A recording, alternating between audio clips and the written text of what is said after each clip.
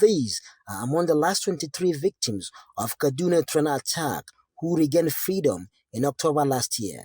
After reuniting with their families, they moved on with their normal lives, but then post-traumatic stress disorder is taking toll on them. So actually, I'm not. Sometimes I'm not organizing my my house because even 3 to 4 days ago, while I'm out for a fair, so on my way coming back, I felt I failed to organize the house. I even called my wife to come and lead me to the house. I forget easily because I'll do something now. When you ask me, I don't remember. Honestly, I forget easily.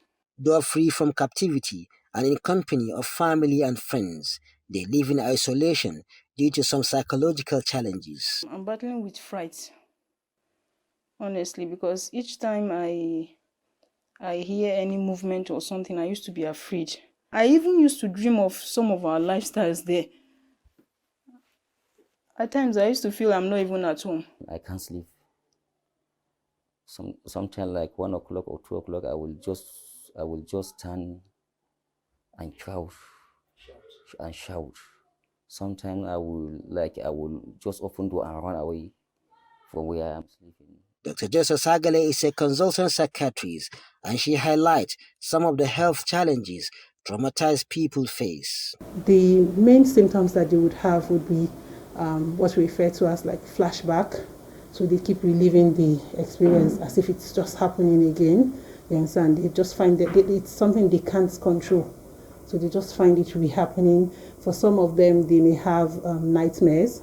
So at night they sleep and they just have dreams of the whole event all over again or something worse than what has happened.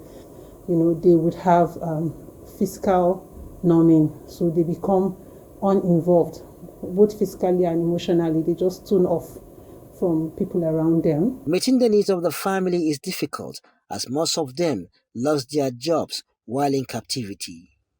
I work in a private setting, but though before I traveled, I gave there is somebody under me, so I gave her the job to hold for me. So when this thing occurred, getting to 190 something days, so she has already getting used to the job. So The first challenges I'm started facing that is house rent. The man asked me, I say, I don't have that such amount for down. He told me that you meet Buhari. I say, you meet Mr. President. I say, meeting Mr. President, that means that I get money. In terms of the long-term effect, because of the incidents that they have witnessed, that is like a stressor on its own. So it may predispose them to having a mental illness in later life. Maybe they could have difficulties with coping, they could have depression, and then if they face another life event, that could also serve as a trigger. These freed passengers said nothing has been done to address their health challenge, even though government officials have taken their contact. Bello Musa, Trust TV News Kaduna.